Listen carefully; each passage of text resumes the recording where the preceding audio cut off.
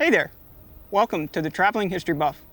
I'm at Lakewood Park, just a few miles south of Davis Cemetery in Leander, Texas, and today we're going to talk about the Webster Massacre.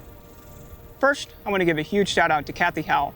With local archives closed due to COVID, it made it nearly impossible to find solid information. She pointed me in the right direction and provided me a copy of her book, Historical Leander, Texas.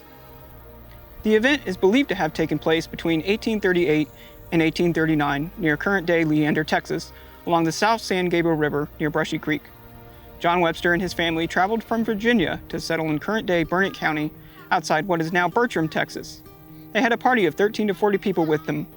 Accounts vary on how many people were with them at the time of the attack and which year it took place. Somewhere along the North San Gabriel River, they encountered a large party of Comanches and decided to turn back. Miss Webster describes the moment they encountered the Indians. About sunset, we reached the right-hand fork of the San Gabriel River and was about to encamp on our own lands for the night, but fate had ordered otherwise. Two young men who had left the party for a few moments in pursuit of a buffalo returned alarmed by the singing of Indians on the opposite bank of the river. All seemed alarmed, some were in favor of retreat, others for remaining. Others again said they would rather die than to go back and be laughed at as cowards. They backtracked through the night before being overtaken near Brushy Creek. The settlers formed a defensive square with the wagons and fought to the last man. All the men were killed and scalped. Miss Webster and her two children were captured. Martha Webster, the daughter, described captivity. When we reached the camping grounds of the Indians, they took all our clothing from us, dressing my mother in the garb of the Indian women and my brother like the Indian boys. As for myself, I never had a stitch of clothing at any time.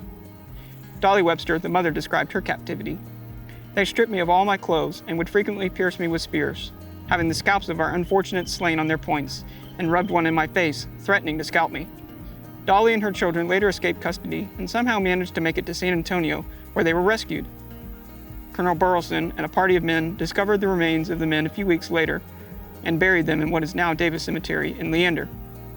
Martha Webster Strickling, the daughter of John and Dolly Webster, inherited her father's land grant and later settled on the land they intended to before the attack. Some of that land became the town of Strickling, named after Martha and her husband Marmaduke Strickling. It was a prosperous town until the railroad bypassed it in 1882, and the town gradually died. All that is left is a plaque marking the spot and the original cemetery.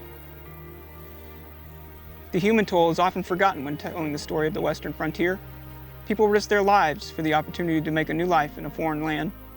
On the other side, you had an entire civilization that was wiped away. Indians had lived here for generations.